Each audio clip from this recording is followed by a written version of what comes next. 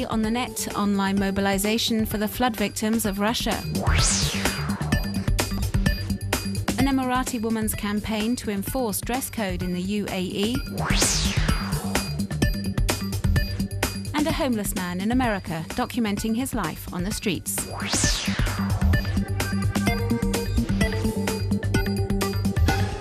Monday was declared a national day of mourning in Russia in the wake of devastating, raging floodwaters in the southwestern part of the country that killed over 170 people over the weekend.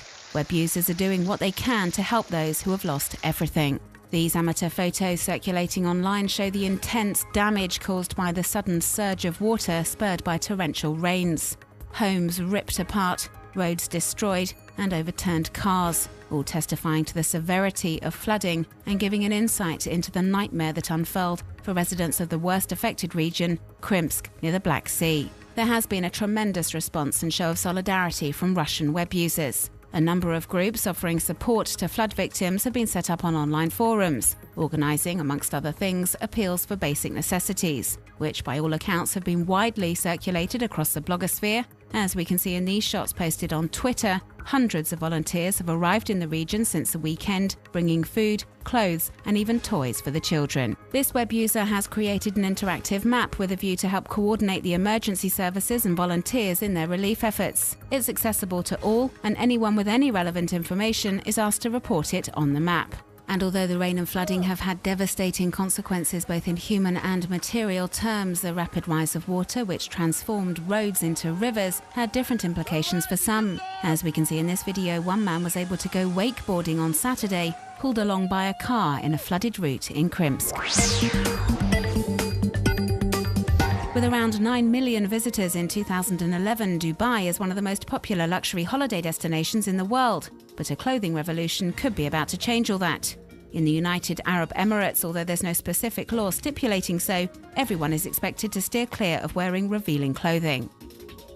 It is proving hard to make people respect a certain dress code, particularly foreign residents who vastly outnumber natives. Emirati citizens account for just 10% of the people living in Dubai. Concerned about the situation, 23-year-old Asma Al-Muhairi decided to do something about it, and she has launched a Twitter campaign called UAE Dress Code, which has drawn over 3,700 followers so far.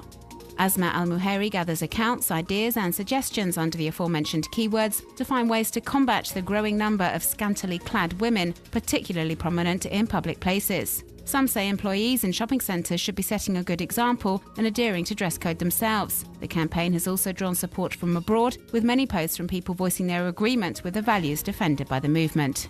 It's often discussed, but it's the first time the issue has had such an immense impact on the local web. Asma Al-Muhairi's campaign has caught the attention of the Federal National Council, which has pledged to apply stronger measures to enforce the dress codes. In the meantime, one particular question remains. Is it necessary to implement a federal law, or would simply educating foreigners suffice? When Ryan Hopf became friends with a homeless man named Mo, he gave him a camera with which to film his life on the streets of San Francisco. The footage is edited every evening and then posted to YouTube. The project is enjoying huge success, and an online fundraising campaign has been launched to help get Mo into housing. This is the second person on video.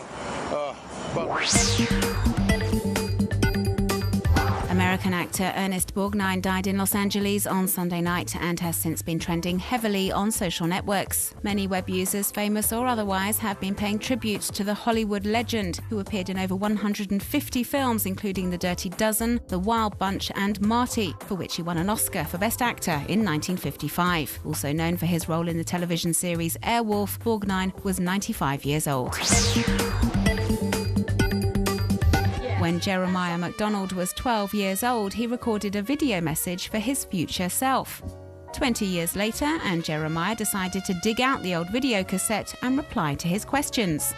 The resulting conversation between pre-teen Jeremiah and adult Jeremiah is somewhat surreal and often very funny.